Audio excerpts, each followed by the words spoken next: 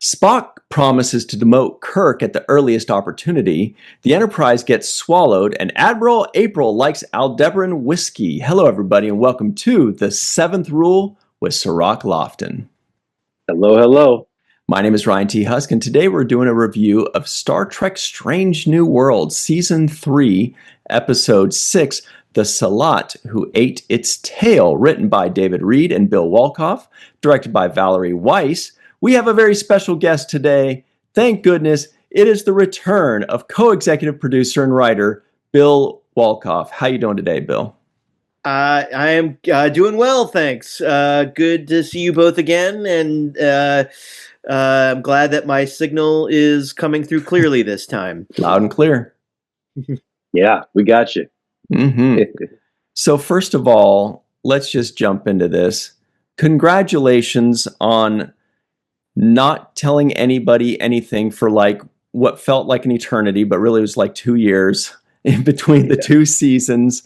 We've all been anticipating and waiting for season 3 so much. So far, it's a huge hit. We're loving it. Sirach and I call each other giddy about the episodes, and then we say we can't talk about it. But so far, how are you feeling about the season as a whole? It's been a delight getting to see the fans react, and sorry there was a 2+ year It wasn't your fault. delay between Hegemony 1 and 2. We thought it would be really cool. You have like a cliffhanger at the end of the season, and then we pick up the season in the normal time that you would pick up a second season, and well, best laid plans. So glad that people came back and saw that we're game for part 2. And it has been hard sitting on all of this knowledge all this time and just biding our times. You kind of have to like compartmentalize your brain and remember, like, put your head in where people are as they're screening things and not as like what we know that's coming ahead. So it's a weird way of thinking about life, but we're all used to it in the writer's room now. And yeah, I'm just I am delighted to see every time a new episode drops, because they're all like, it's hard you love all your children in different ways. And I have a special tie to this episode with David Reed, but I love all of these episodes, and I think each one has something really unique and special that we brought to Star Trek, and with always just wanting to capture and honor the spirit of everything that came before us, and so I'm excited for what's to come next too. Mm-hmm. Bill, I got a question for you. First of all, congratulations on this third season. It's been really entertaining for us. I've said this many times. Strange New Worlds, love the show. It's my favorite of the new shows, and I've just been clear about that. It's just so well done. Love the cast. I really did hate that pause in the middle of this. So that's a good thing. That's a compliment right there. Yeah, I was like, come on, we finally got the wheels turning and everything's going. And it was kind of a momentum, breaker for a while, but we're getting our momentum back up. And my question for you is, what was really the seed of this episode? What was the starting point? Was this an episode that you said, I'm going to create a new race of alien race that we're going to have to confront and deal with and have a nice twist in it? Or was it, we want to do some backstory about Kirk, and maybe some of that, Pike Kirk relationship, world building that precedes stuff that we've seen, in the past. So, what was the impetus of the beginning of this episode? Well, we knew it was going to be one of our Paul Wesley episodes, and originally it was going to be a much bigger genre swing, and that one that wound up, like, we wound up pushing it further ahead, and we just weren't ready to do what it was going to be, and we kind of then went and David Reed, and a lot of this is just like Henry and Akiva have the resources, so like they know, like at the beginning of the season they'll plan who's going to write each episode. So it was both David and I writing the episode, and when we realized that the genre swing wasn't really working, David said, we got it, why don't we really, he looked at the whole season and said, we haven't really done a really just full classic Star Trek episode yet this season. It's certainly involving Kirk, and then that kind of like led to like us realizing it would be a great time to tell about the story of the first time that he takes the captain's chair in a crisis. Yeah. And Henry and Akiva were still very, very like, they, like, in the best way, they're very skeptical and they ask really hard questions. And, they said to us, why are we going to tell this story now? And we had this idea about this gigantic mysterious ship, planet-eating ship coming, and that's the crisis that Kirk's dealing with. And we think that the Enterprise is going to save the day, and then, oh no, the ship eats the Enterprise, and he's got to be the one to save the day. And they still said, why this episode? And it was one of those moments in the room where both David and I were looking at each other, and that was where we came up with, like, on that spot, we came up with the twist, which is really, I mean, for both of us, I think, the reason why this episode really works. And then Henry and Akiva were like, okay, all right, we're cool with it. And that was the beginning of it. I mean, a lot of it is born from necessity. And this will sound strange to say, this was also a bottle episode, not in the truest sense of like staying in one location, but we were on all of our sets, so the Farragut is really just the Enterprise redressed. Yeah. What? And sorry, we didn't build a second ship. Spoiler, guys. And so like that also informs a lot of the things that that you do, and it's just like finding a way to like use the resources we have. And a bottle episode for us is different than a different kind of show with a different kind of budget. We can still do bigger things in a bottle episode, but we didn't go to our AR. We didn't build a new AR wall asset for this episode. We didn't. So all of that, like really then informed like, oh well, this is a great opportunity to tell the story of their two different captaining styles, because we can be on both ships at the same time and tell separate stories and see how they're both reacting in different ways, and tie them together. So all of like, sometimes your limitations help you come to some really cool story ideas. So it's a lot of it was informed by that too. I'd be afraid about the redressing. I would be so worried that, we got to use these sets again. You know what I mean?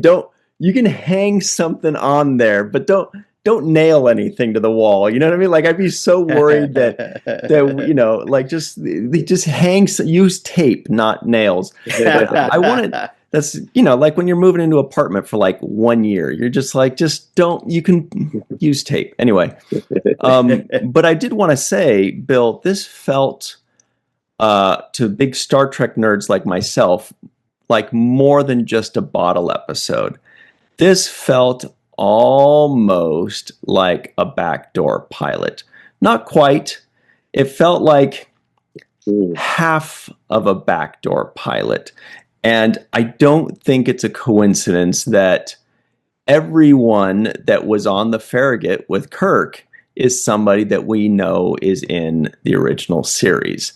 This wasn't La'an and Pelia on there, and the return of Hemmer, this was all these people that all the Star Trek fans are going, whoa, this is everybody. Oh, look at that's Spock and Uhura and Scotty. You know what I mean? And I don't know, maybe it's a coincidence, but it gave us a taste of how they started to work together, how they came together, Mm-hmm. and whether that turns into a backdoor pilot, as Akiva keeps hinting, not so subtly. He said, well, when after the 46th episode, we still got the sets, and he said a lot of things like that. But anyway, can you talk about the conversation about how meaningful it was to have those 5 characters together? I mean, yes, it's funny that you noticed who happened to be beamed over on that particular away team, and where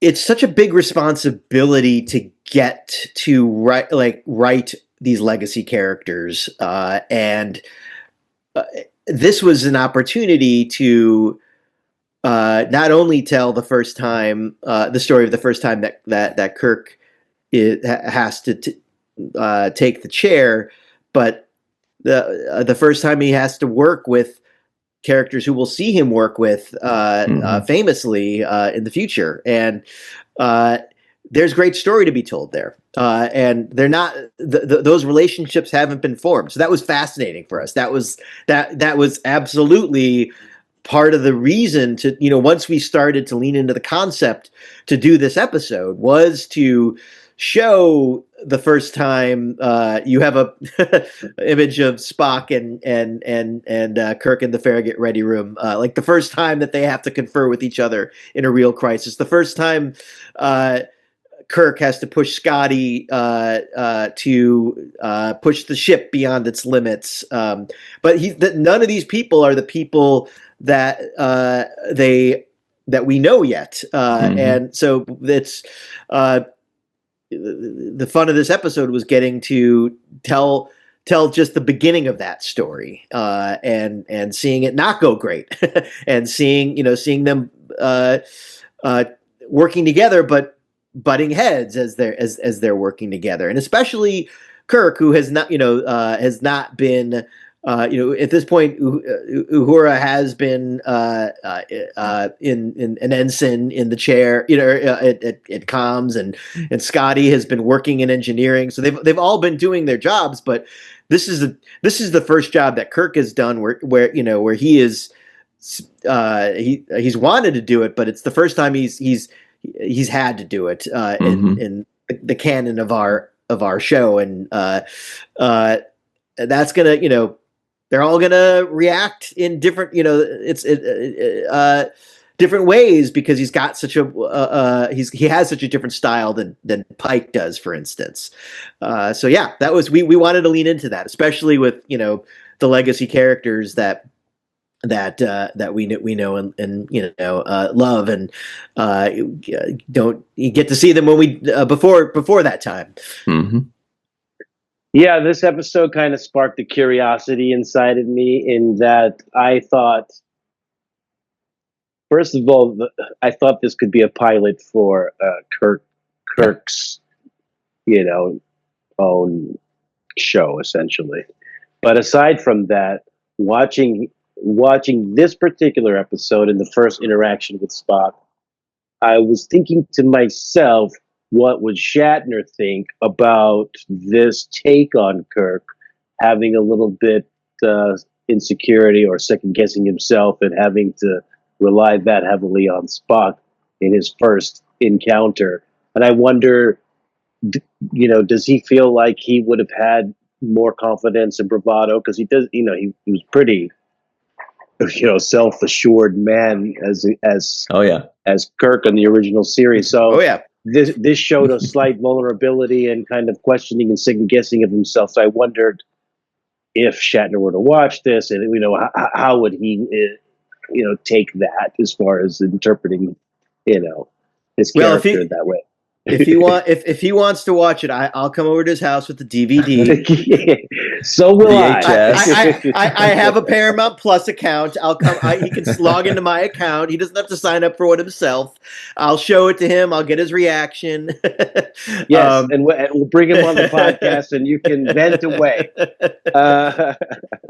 But then that leads to my next question, which is, I think the best twist of this episode, which the classic Star Trek, it checked the box for me, was the twist of the main villain in this episode. Because when you see that the main villain is essentially ourselves, that really holds a mirror to, who we are, humanity, the human nature, what could we become if we make certain choices. And I think that that's what Star Trek does best, is they hold the mirror up to society and say, hey, the worst of what we think about other people's could also be reflected in ourselves. So let's not be so quick to, condemn or judge. Let's really try to have an understanding. And that's what I really like. Now, I wanted to ask you about the visualization of the way it actually manifested, the ship, for example, and some of those elements. How did that play out? We knew we wanted that ship to be big.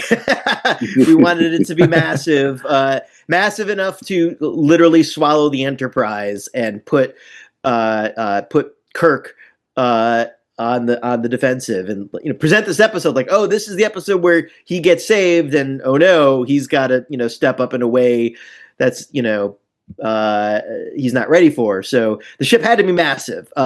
We wrote it.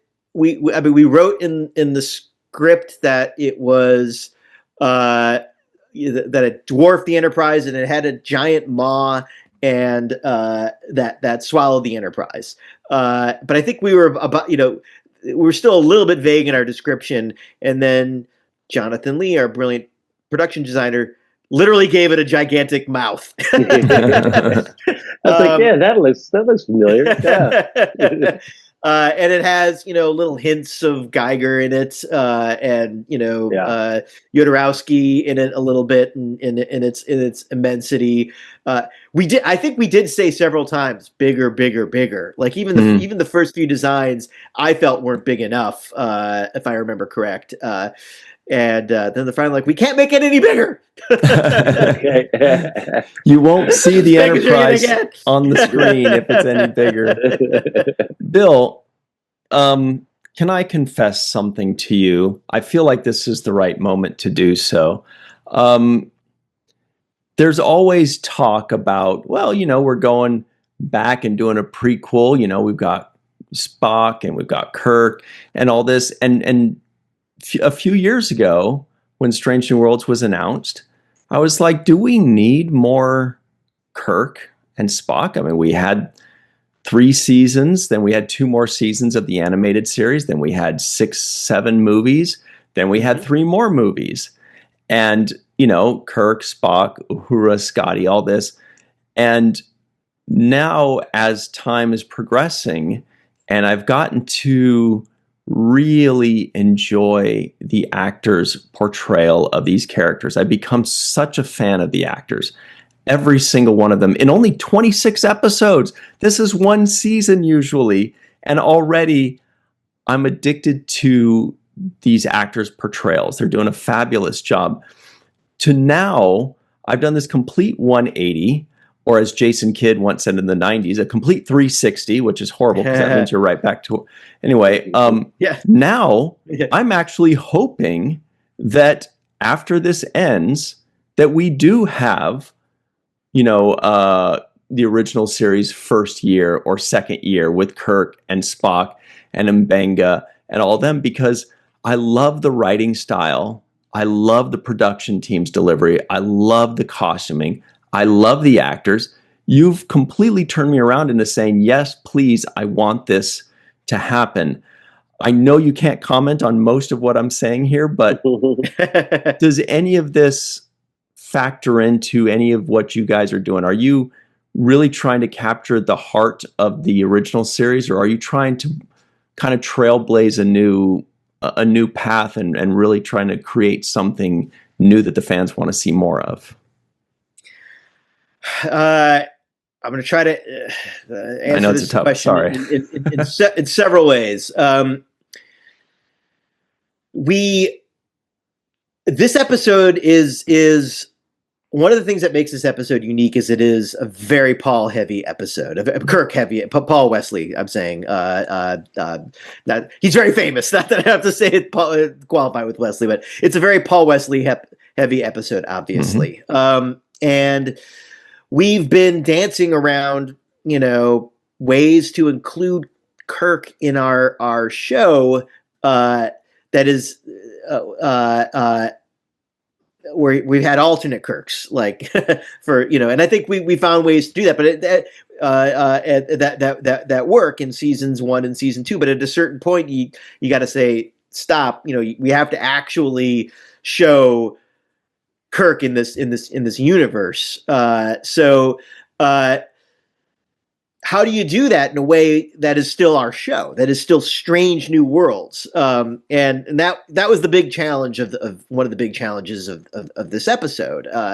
And I think we've now have having this is the I guess 26th episode in our that we've aired so far. We have enough time where we can have a really heavy Kirk focused episode. It is also the story. It is also a Pike episode, very, very much so. And I think Val, I want to really credit Val Weiss for our brilliant director for bringing that to life in a beautiful way and cinematically linking these two, this young acting captain and experienced captain visually in these two stories in really wonderful ways that make me very, very, very happy. Like, oh, that's like, you made the script better. Thank you, Val.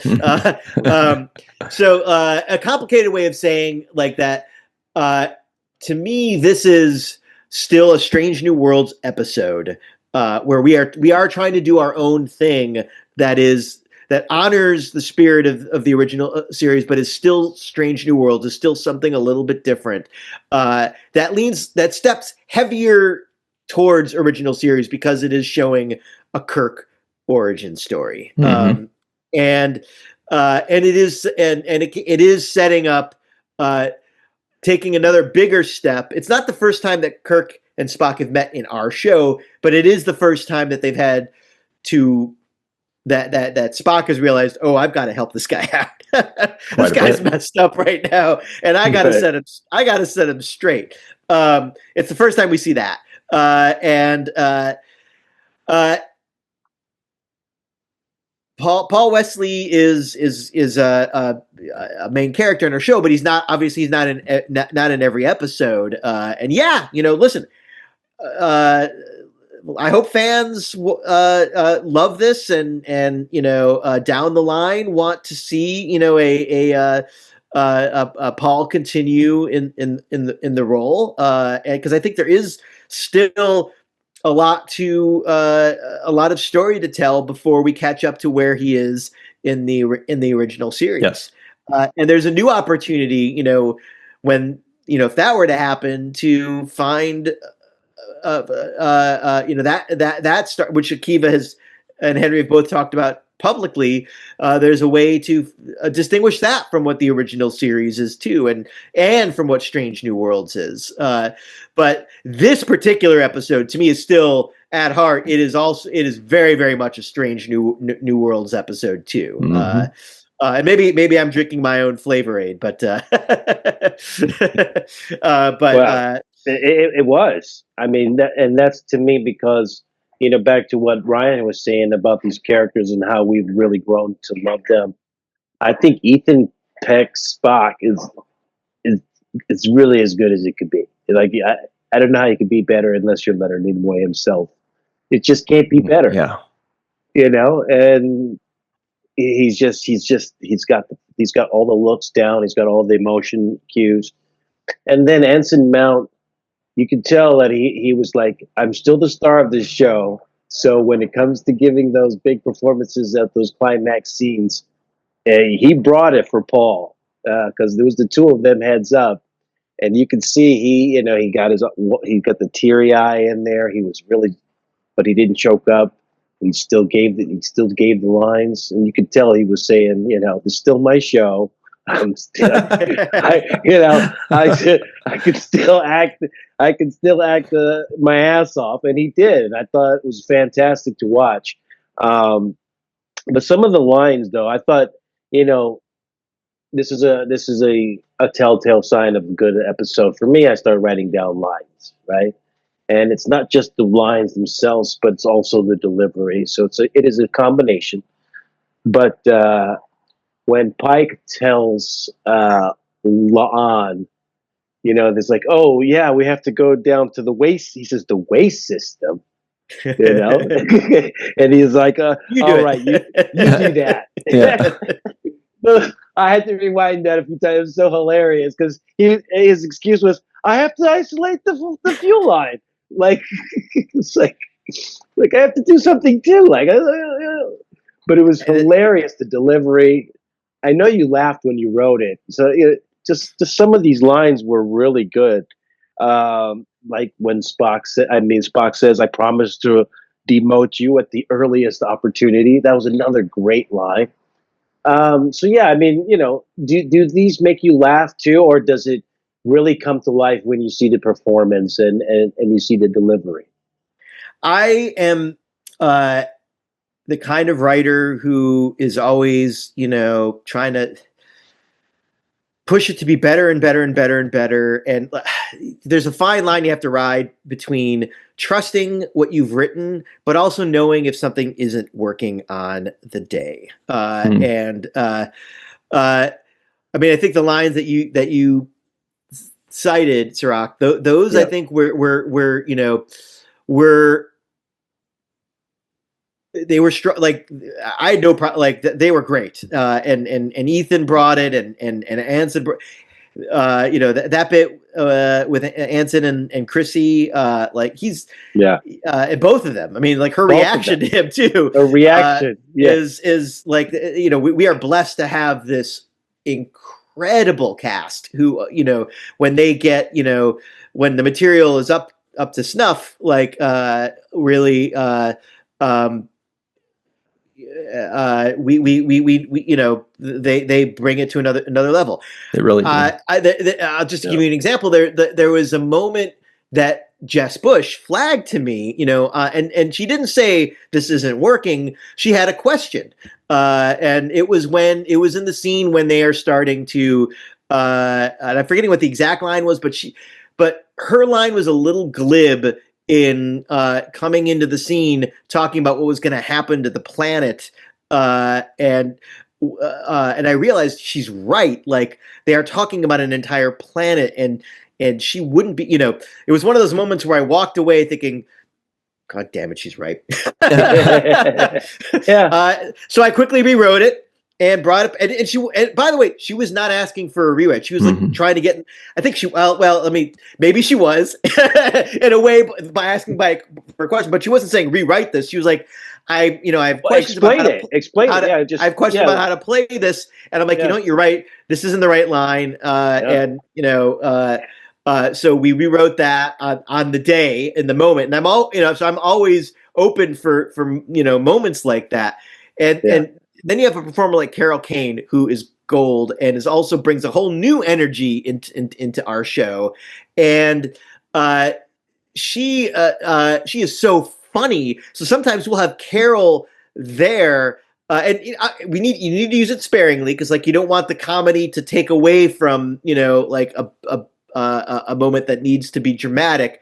But sometimes when you have Carol Kane in a scene and she's just standing there, then I'm like, I've got to give her something. So she was, because we had her standing behind Ortega as she's starting to fly us out. She's like, she said to me, should I be sitting in a chair? Should I be, I'm like, well, the chief engineer doesn't really have a chair, so she's like, oh, so I'm basically backseat driving. And I said, well, that's your fucking line. And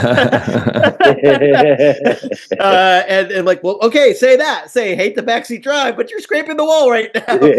So moments like that, come up in, on the fly. And I love it when that happens. So it's it's a combination of many different elements. And so you're there when they're filming, because sometimes we have situations where they're not able to have this kind of a conversation, directly with somebody who can do something about it. So you're there, you're present, you're there while they're filming, so you're able to pick up on these in real time and say on the fly adjustments. Let's go with this. Let's go with that. And I credit Henry and Akiva for that. Even before we achieved the WGA achieved making sure that there are writers on set, Henry and Akiva always instituted a rule that the writer of the episode goes to set to produce. David Reed also writes on a tiny little show called The Boys. I don't know if you've heard of it. We've heard of it. And so he was working on his other little show, and he couldn't he couldn't be on set with me, but I was texting him constantly, and sending him I'm videoing the on my phone. I'm videoing the Video Village feeds and sending it to him, getting his input. So yeah, we're there. We're always a part of it. That's awesome. That's beautiful. It's beautiful to hear that you work so closely with your co-writer. It's beautiful to hear that you work so closely on set. It's beautiful to hear that the actors feel safe and comfortable coming to you with questions. And that it just seems like, on top of the clearly supreme talent with production design and writing and acting and wardrobing and everything, it's great to know that there are good people doing it. And you're definitely one of them. You're one of the tip top of the spear, Bill, and we're just about out of time here, so we're just going to heap compliments on you for the last few seconds. If you have to go late for that, I won't stop you. But it's true. I mean, you've done so much that you alluded to during the strikes and all that. You've done so much for the Star Trek community and for Star Trek itself and for the show and for us. You come on our show, you make us laugh, you give us insights, and we really appreciate you. So, Bill, thank you so much for everything you do. We really appreciate you, man. Oh, thank you. That's an honor to hear that, and I thank you. I always feel just so lucky that I get to write Star Trek and get to work on the Enterprise. I feel lucky every day. All right, everybody. Sorry, awesome, man. And shout out to David Reed and also Valerie Weiss for putting in their stamp on this one as well, because we're loving this show. Yeah. I'm loving to draw every little thing. So there's my rendition of that. Oh, there it is. Oh my God. Yeah. There's the maw. You got the scavenger ship. Yeah, that's my rendition of it.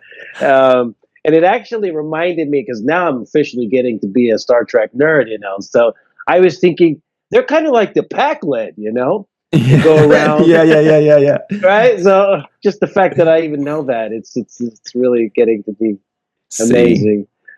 We did it. You guys did it. But thank you, Bill. Appreciate you, man. We love having you on the show. You're always giving us the insight. And this was just another one. And this show is just, I can't get enough of it. So you keep them coming. Oh, thank you both. Thanks for having me on again. Thank you. And everybody stick around. We're going to talk much more about this episode. We'll be right back on the, what's your handle, Bill, on social media? You can find me on the Instagram at Bill Wears Ties. Just full Bill Wears Ties. All right. Thanks very much. We'll be right back on The Seventh Rule. Hey, everybody. Welcome back to The Seventh Rule with Sirach Lofton. Hello. Here are the trivioids of the week. Oh, weird. Here they are. The Farragut is conducting a planetary survey of Helicon Gamma. Commander Pelia runs from engineering. Umbilical is sucking engine stuff. Kirk constantly questions Captain Varel's orders. An unknown force just impacted Helicon Gamma's surface. The Enterprise gets swallowed. Commander Pelia isn't usually glad to have lived through the 1980s. And what's wrong with the 1980s? Spock promises to demote Kirk at the earliest opportunity. Pelia used to be a roadie for the dead, dude. Admiral April likes Aldebaran whiskey, and Captain Pike calls Admiral April Bob. All right. Yeah. You I know, thought it's that was a funny. great delivery too. What, the Bob thing? Yeah, the way he did it was good. He kind of was talking. He said, "Yeah, Bob told Admiral April, Hmm. just like a respect thing. He caught himself being a You little know, bit too casual." I didn't take a ton of notes in this episode like I usually do because I just found myself just gripped by the episode. Like usually there's a ton of quotes I want to focus on, a ton. I was just watching and enjoying the episode. And it wasn't until like there were about 10 minutes left in the episode that I was like, whoa, I need to be taking notes on this stuff because I was just sucked in. I was just having a good time. It was moving quickly. Um, I really liked it. I had a lot of fun, and I did think of you. And I know that now we have the original series knowledge, thanks to Walter guiding us through it and telling us stories of who made out with who on set.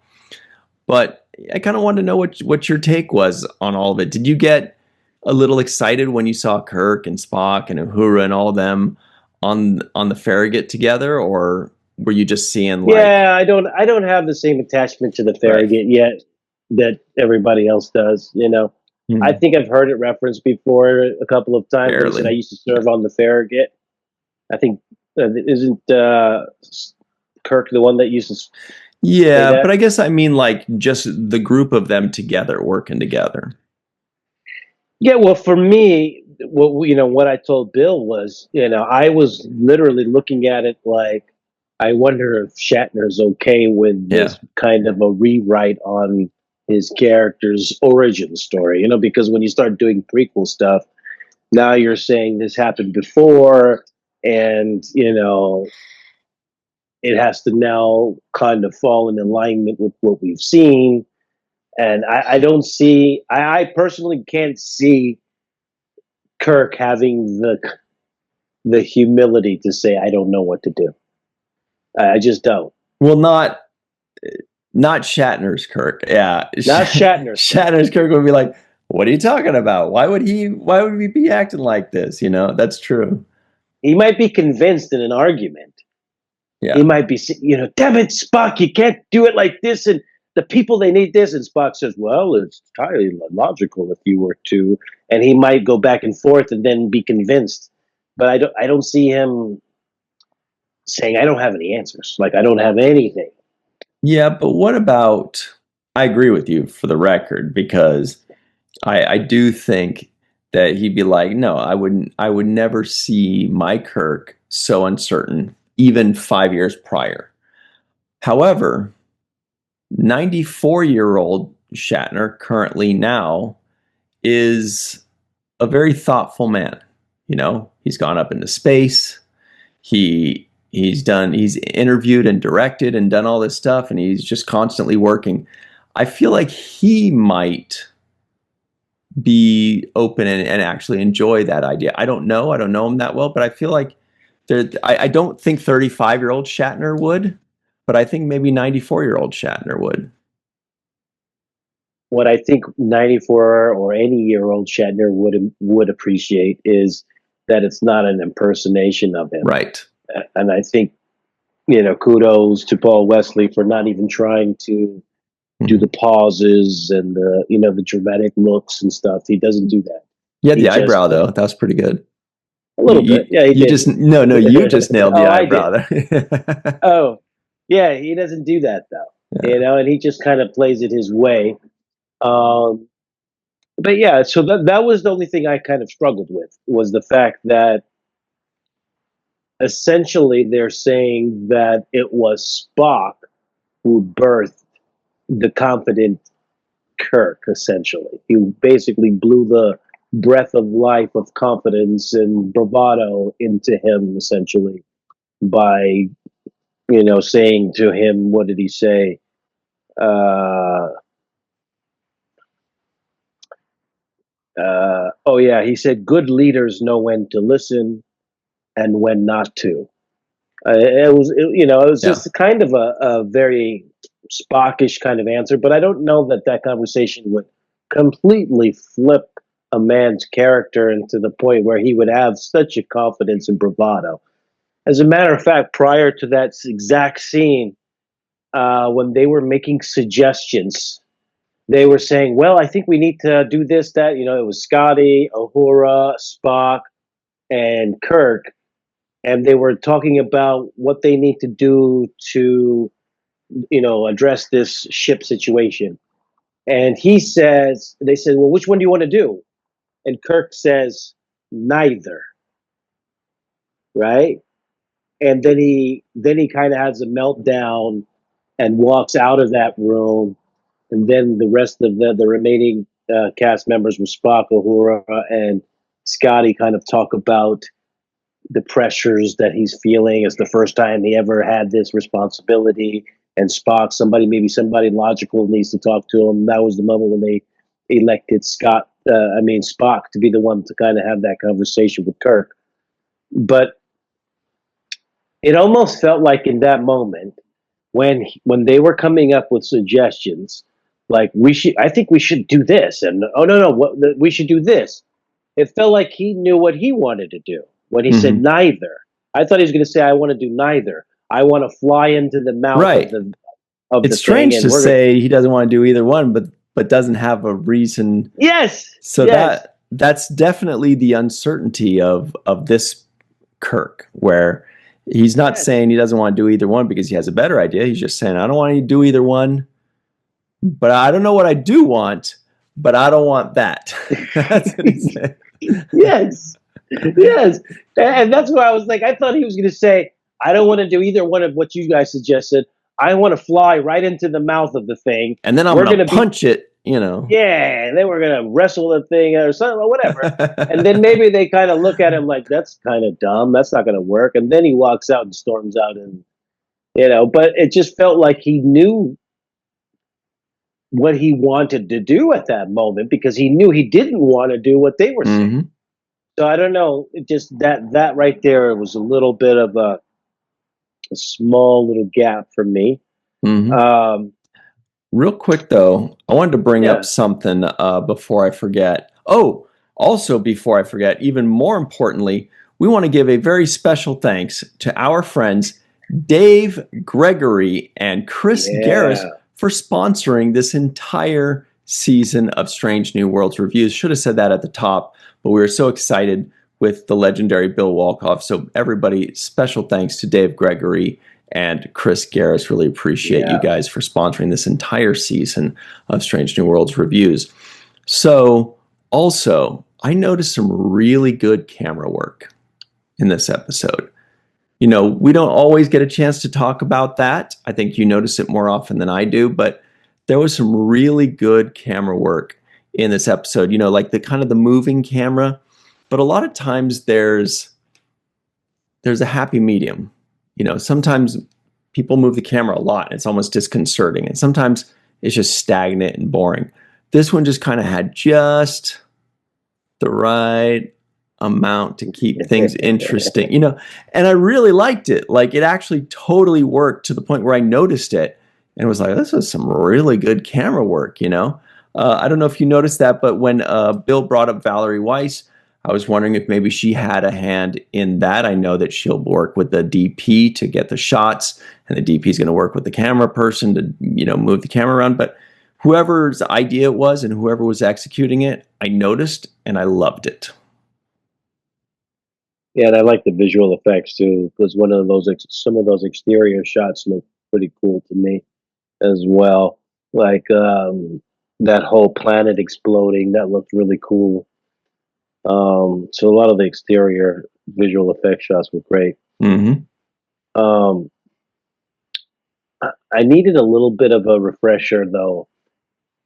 Didn't Kirk, or a version of Kirk, hook up with La'an at some point in season 1 or 2? In Tomorrow and Tomorrow and Tomorrow, yes. That was the episode. Okay, so they did hook up. Now, do they both know about that hookup? Like, is that their secret between each other? Like, only they know? Because I thought that was how that episode ended. I thought it ended where it was like, I think, and I'll have to watch the episode again, but I think she remembers, but he does not. Is that right? People in the comments below, you're going to have to remind us. Either one or both of them. I feel like she remembers and he doesn't. But I don't know why I think that. I've only seen the episode once. It was called Tomorrow and Tomorrow and Tomorrow. It was really good. But I don't remember how it ended. Let us know in the comments below who But they remembers. did hook up, though, in that episode, right? Because there was a clever line that I remember in this episode that I thought was a callback to them hooking up in that episode. And La'an, when she comes in, she says, "Quite a mess you've gotten yourself into." And he says, Kirk says, "Seems like that's my specialty." Yeah. And it seemed like there was a thing there. There was definitely And there was a pause there, and even a reaction shot where they kind of close up on La'an's face, right on Christina's face.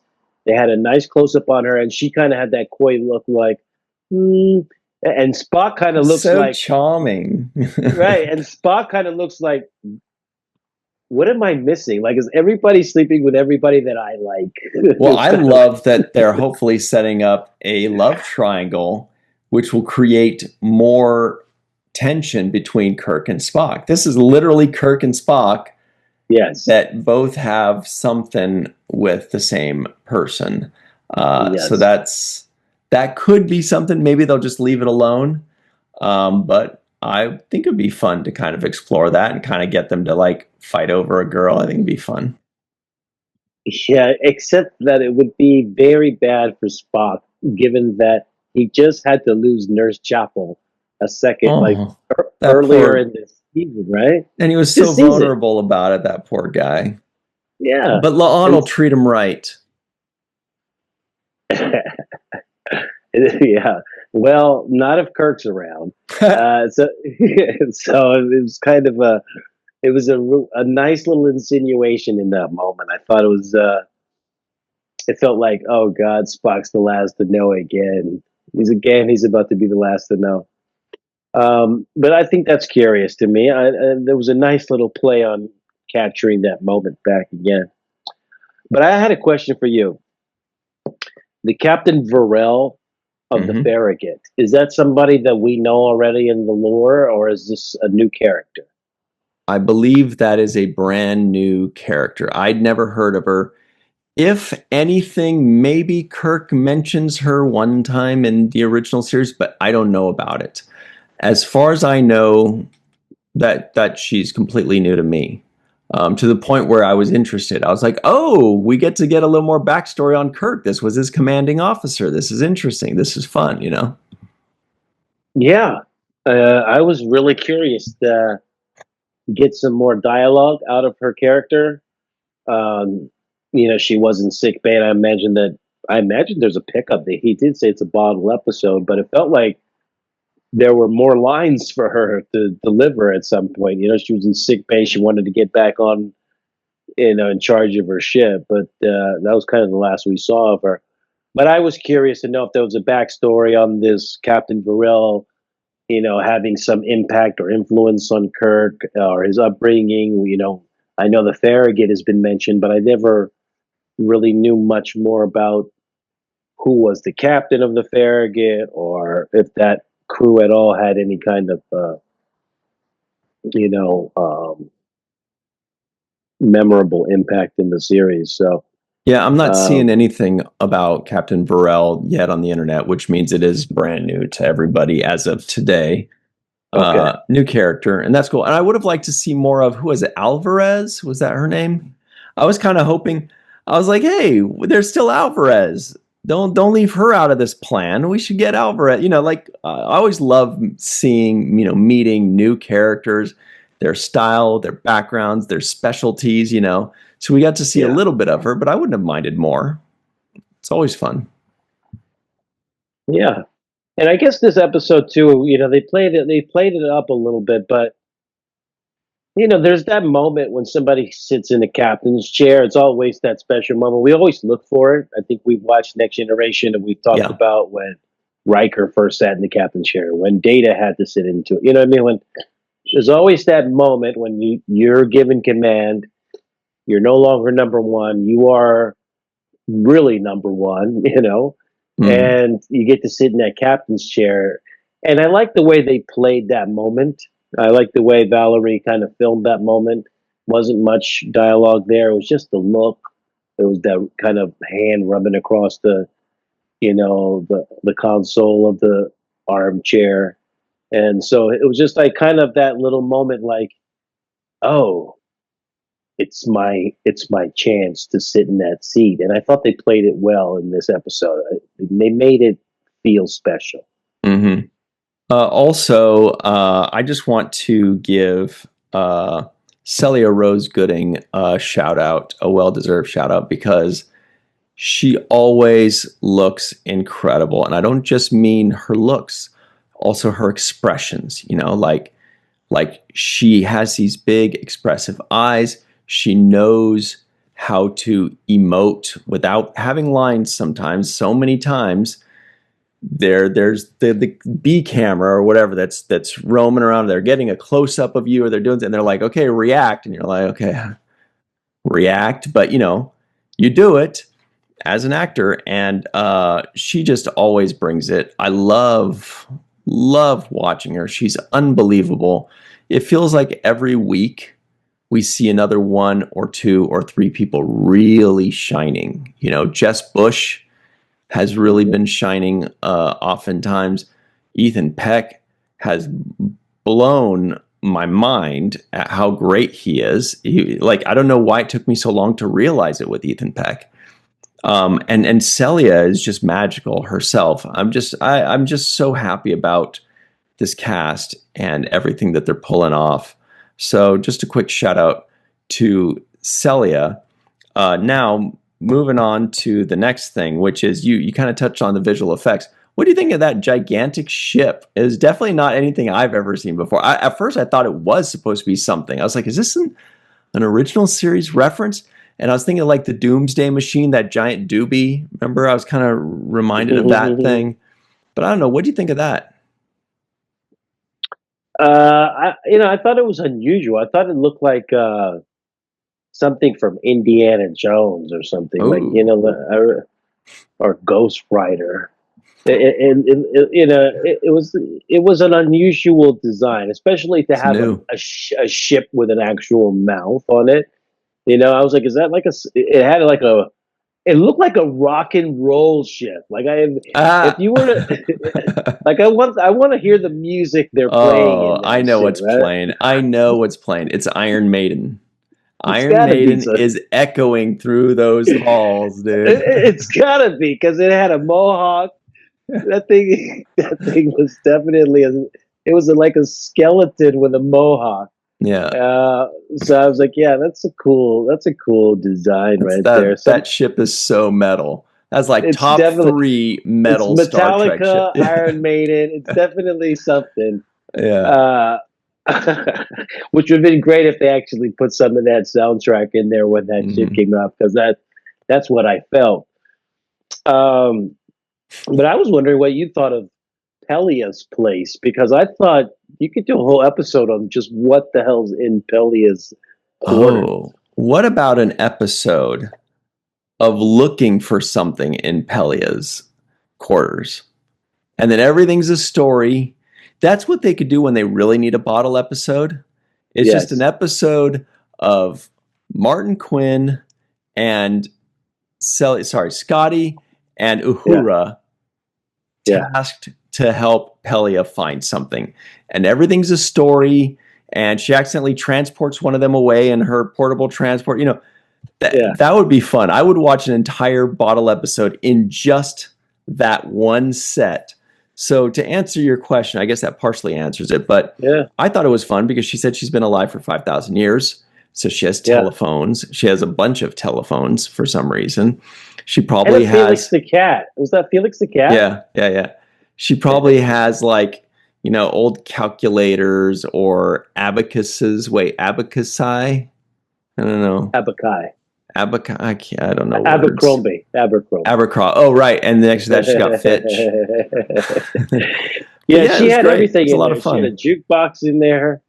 I was just looking for cool stuff that you could find, and I was like, they must have had a lot of fun dressing this place up, because I mean, they put everything they could in there. And that would be a whole good bottle episode, like just organizing Pelia's place. It was just like putting things together. And they would just go visit like a Hot Topic or Spencer's at the mall, and then use that to, dress up the place. Just get like, a bunch of telephones and posters of Van Halen, and put some Oakleys in there and some cigars. Yeah, she had 5,000's worth of stuff. It's funny, but yeah, I looked in the background, and some of the stuff that jumped out at me. I thought her performance was great, and I thought it was clever that they were able to use a telephone Mm-hmm. in this episode and make And the telephone joysticks. Looked like joysticks too. I was like, is that an Atari?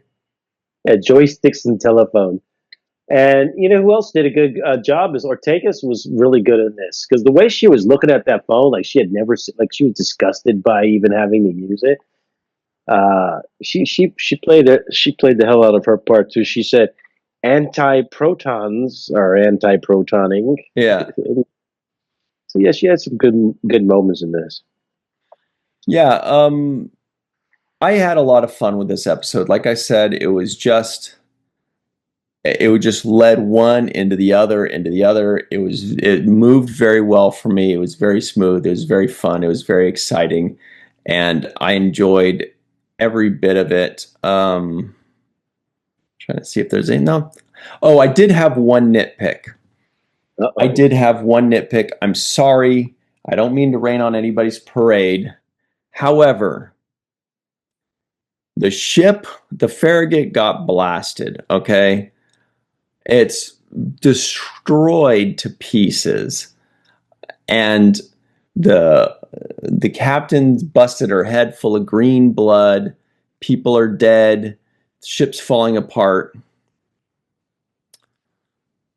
But the chess pieces remain unmoved. And that was my one nitpick. I feel as though a pawn may have been knocked over into, but maybe I'm wrong. Maybe they have really, really, really, really strong magnetism. But that's just my nitpick on, like, it feels like every Star Trek show ever has that, where it's like the whole entire ship got blown to bits, but every bottle of wine is still set in the bar. Every chess piece is still there. Every vase is still perfectly decorated. But they have giant beams that fell down. Anyway, Yeah. That's my one nitpick. That's a very small nitpick. I would have liked to actually see a more close up on those outfits that they were making the other aliens wear. Those were cool. Yeah. They were kind of really bulky and cute, cool, because they had the huge helmets, and you couldn't tell that they were humans inside of those, So that was a clever thought. Oh yeah. For them. Hey, we're already just about out of time here. But before we go, where'd my ball go? Oh well. Home run of the episode. I've misplaced my 7th rule, baseball, but it's the home run of the episode. Who gets the home run of today's episode, Sirach?